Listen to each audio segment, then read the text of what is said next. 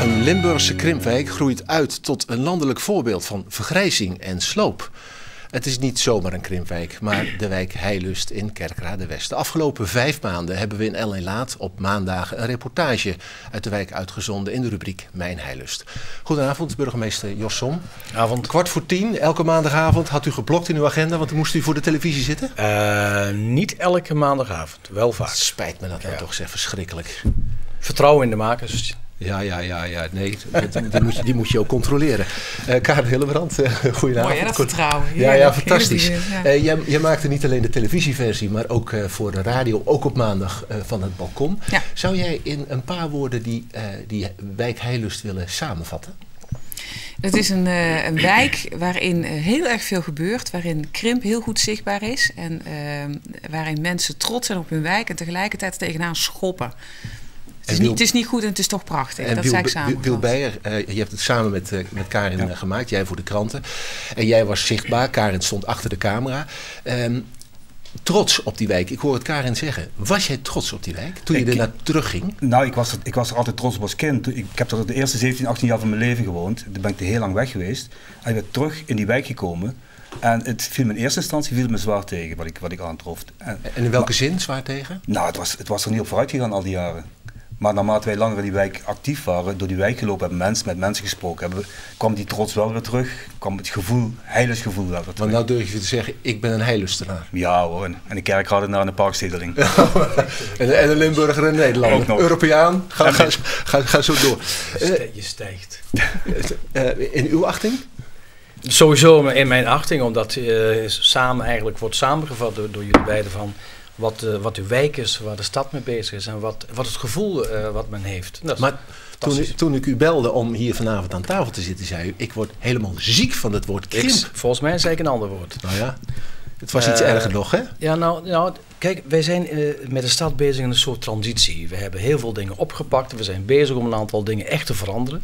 We zijn eigenlijk een 10 jaar bezig aan de opbouw van de stad. En elke keer komen ze terug op het woordje krimpen. Krimp is zo'n negatief beeld. Maar nu pas is duidelijk geworden dat het krimp is. Nou, u zegt dat het negatief is, maar is het dan beeldvorming van krimp is een negatieve. Als je over krimp spreekt en je laat het zien en je kunt dingen niet verdoezelen, dan is het altijd en leegstand en verpaupering. Dus de koppeling en een daarvan. grote groene vlakte, Jawel. waar zoveel moois mee gedaan zou kunnen worden. Dat klopt, maar de opzet is dat je dat A aangeeft, B het vertaalt in eigenlijk een transitievorm van inderdaad het groen, de andere manier van beleven van de omgeving, het verfraaien van de stad. Maar het uitgangspunt is de ontvolking. Er komen steeds meer mensen. Ja. En dat is krimp, bevolkingskrimp. Nee, snap ik. We kunnen ook schrompf noemen, zoals de Duitsers je snapt wat ik bedoel. Nee, maar meneer Som, even voor duidelijkheid. U zegt, wij zijn al 10 jaar bezig met... Ja, maar zeker. 10 jaar geleden was het woord krimp nog niet uitgevonden. Nee, dan kun je zien hoe snel wij de zaak hebben opgepakt. Vanuit het gemeentebestuur hebben maar sinds 2 jaar, toen Eberhard van der Laan als toenmalig minister in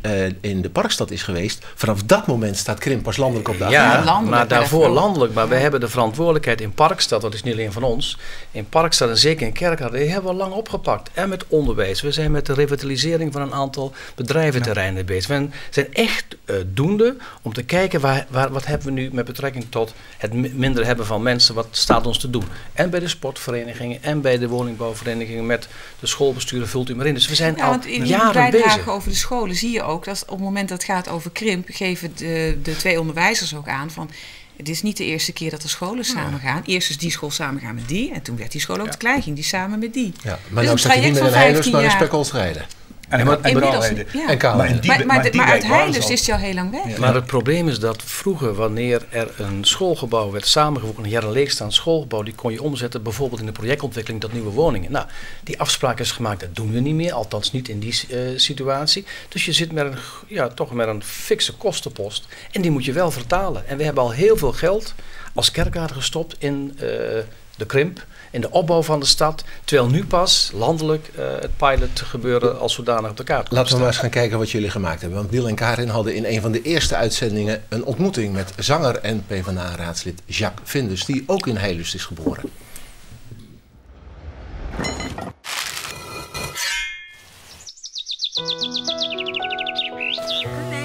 Kleine man. Die ramen heb ik heel vaak gewassen. Hè? Gewassen? Ja. Ja, mijn moeder die was heel vaak ziek. Door wo schaat en koelmoerstong. Der pap, mijn man, wo mijn leven begon. Mooi is deze wijk, hè, die heb ik zien bouwen als jongetje. En die zie ik nu als ouder jongetje, dat die afgebroken wordt. Ja. Wat vindt u ervan om in zo'n half lege flat te wonen? Niet leuk. Criminaliteit wordt erger. Ja. Je moet alles goed afsluiten. Is dat verpauperd hier? Ja, vind ik wel. Ik vind hier wordt eigenlijk verwaarloosd alles. Want ik moet voor veel dingen moet ik bellen, want er ligt overal poep. En, Maar je hebt zelf een hond? Ik heb zelf een hond. En een zakje. En een zakje. U doet het wel netjes. Ja. Dit gaat allemaal nog weg, neem ik aan. Ja, dat klopt. Dit blok, dat blok daarachter waar wij gewoond hebben en de 4 op 1, dus de 4 hoog is dat, hè? Als je al die woningen ziet, dan vraag je af, ja, moet dat allemaal? Maar het heeft allemaal te maken met die grote aantallen. Tot 2020 zullen er hier nog zo'n 600 woningen in totaal gesloopt moeten worden. In deze wijk? In deze wijk. Als je weet dat over 10 jaar 1/3 van de mensen ouder is dan 65 jaar in deze wijk, dan geeft dat al wat aan wat de veranderde behoefte ook is op het gebied van de woningen.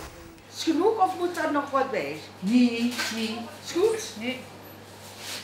Nou, is dit een regio die enorm vergrijst? Hebben jullie daar nou Ja, last van? heel erg vergrijsd. Voor ons is het goed. Waarom? De vergrijsde klant heeft tijd voor boodschappen te doen. Aha. Dus hij gaat zich oriënteren, hij neemt tijd ervoor. Ik speel daar ook met mijn assortiment op in natuurlijk. Dit is een groot gezin, denk ik, hè? Ja, 6 personen. 6 personen? Ja. Daar gaat heel veel brood doorheen, zo te zien. En ik zit in de 4e maand. Dus, ja. Wat voor bedrijf had u? Een eigen bakkerij had ik. En nou krijgt u het brood van de voedselbank. Hoe pijnlijk kan het zijn? Ja, dat is dan natuurlijk wel een heel stuk. Oh, dan moet ik ook nog huilen op nog. Ja, dat hebben jullie niet verder uitgewerkt, want liepen jullie tegenaan, wat was vorige week, deze voedselbank-uitzending, liep je hier zomaar tegenaan? Ja, zij was bij de voedselbank en het gesprek was ook afgelopen toen. Op het moment dat zij te emotioneel werd, liep ze weg. Ja. En gelijk had ze. Er is dus sta je dan met je brutale camera op het moment dat zij fabrieksbrood staat in te pakken, terwijl zij het heerlijke zelfgebakken brood op de tafel zetten. Dat is te pijnlijk. Er is dus wel degelijk armoede in de wijk. Tuurlijk. Ik realiseer me, dat heb je natuurlijk ook in andere wijken, maar deze wijk staat voorbeeld voor tal van andere wijken. Ik denk dat je een aantal dingen, zeker in die wijk, het heeft heel veel voorspoed gehad in de tijd van de mijnen. Ja. En later zijn er een aantal veranderingen hebben plaatsgevonden, zoals in heel veel onderdelen van onze maatschappij. En je ziet op een aantal dingen, kan ik me voorstellen dat mensen teleurgesteld zijn. Dat er mensen zeggen, goh, het verpaupert of het wordt smerig en we moeten er iets doen. Het is moeilijk te communiceren met de wijk. Dat is misschien wel de belangrijkste les. Wij moeten beter communiceren met de mensen om te vertellen van, nou, we zijn daarmee bezig, daar zijn we mee bezig, daar hebben we jullie hulp bij nodig, wij kunnen dat niet alleen.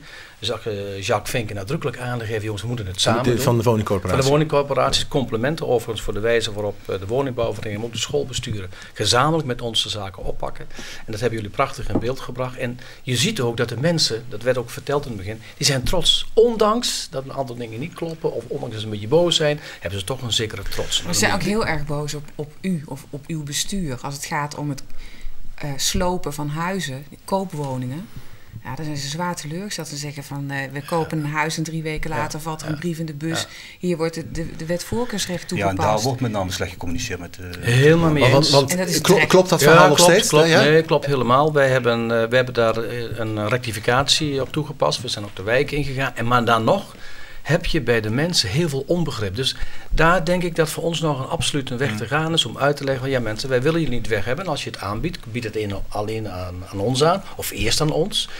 Ik de gemeente betaalt veel minder dan een particulier. Nee, dat wordt allemaal keurig geregeld op basis van vaste taxaties. Maar dat begrepen de mensen niet. Nee, maar dat is de mensen dachten van, ons huis wordt gesloopt. Nee, wij moeten weg, ons huis. Daar hebben mensen gehuild toen ze die brief Ik herken dat ook, maar ik denk dat hier voor ons nog een lange weg te gaan is om gewoon te communiceren van, mensen, dit is aan de hand. Is dit dan het begin om te communiceren? Dat er zo'n project voor nodig is? Van de krant, van de radio, van de televisie, van Twitter, noem alles maar op?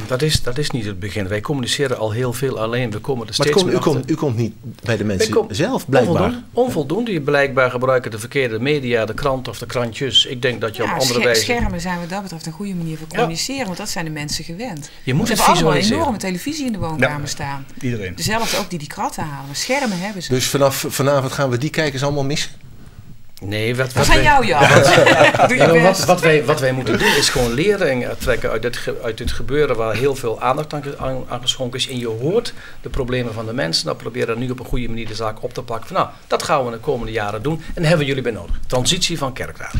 De Heilust. Uit de 18 reportages nog een samenvatting. En dan gericht op het tekort aan speelplekken, muziek en ongezondheid. En hier moeten 20 kinderen in. Minstens. Er staan 20 kinderen te wachten en dan kunnen eigenlijk met 4 in een kooi tegelijk. Dus. Hier is ook heel vaak eigenlijk ruzie om degene wie dat mag en zo. Dan sta jij bijvoorbeeld hier netjes te wachten en dan zijn er dan van die grotere kinderen van 16 jaar zo, die beginnen dan met jou ruzie te maken als jij in de beurt bent.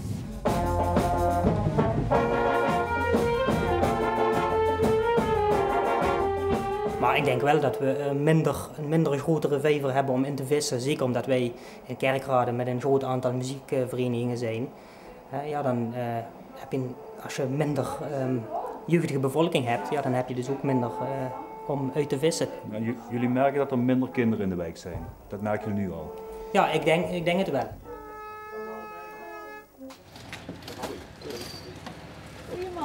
Een mobiel, Frederik. Alsjeblieft. Vond je cool? Maar immer ongegrond.75. Nee, laatste jaar. Bovengrond. Bovendien is het minder, hè, bovengrond. Ja. Wordt toch wel? Ja. Wenn ich die Probleme da zoek. De mijnwerkers zijn bijna allemaal overleden. Ik heb in mijn praktijk nog maar 1 patiënt die een echt mijnverleden heeft en nog levend is. We zijn de enige regio in Nederland waarbij we helaas aan mensen van onder de 30 zien die een hartinfarct of een herseninfarct hebben gekregen. Daarin lopen wij ver voor op de rest van Nederland. Dat is ook de grote bedreiging die wij zien aankomen, dat het niet meer de oude mensen zijn die hart- en vaat lijden, maar wij zien al kinderen met overgewicht, met ernstige vormen van overgewicht. En daardoor ook al op redelijk jonge leeftijd de gevolgen daarvan krijgen. Maar die zon blieb in mijn hart, daar van mich, wo ich geboren ben.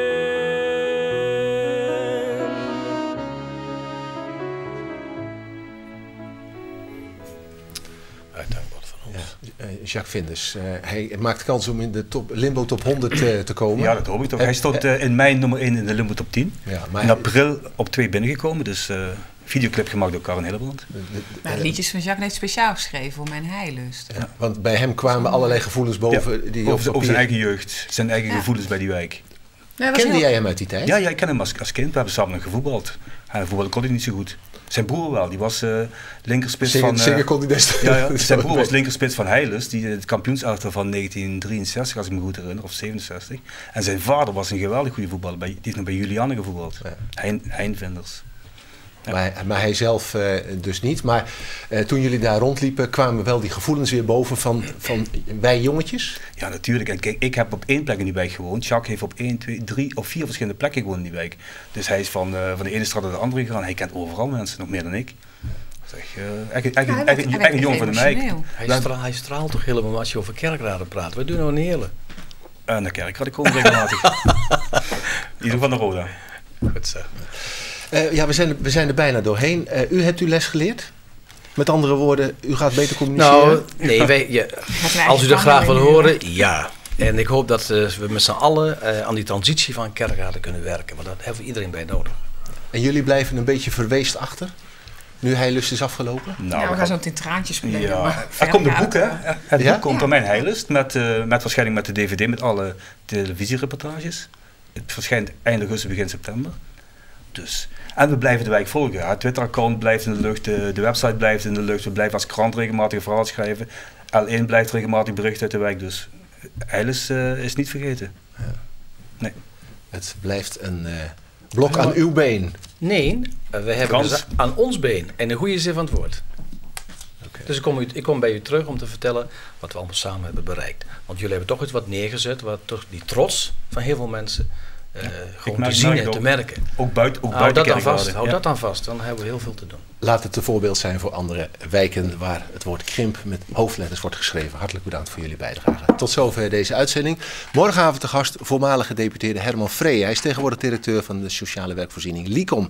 En het gaat dan over de toekomst van dat bedrijf. Ik wens u een prettige avond verder. Dag.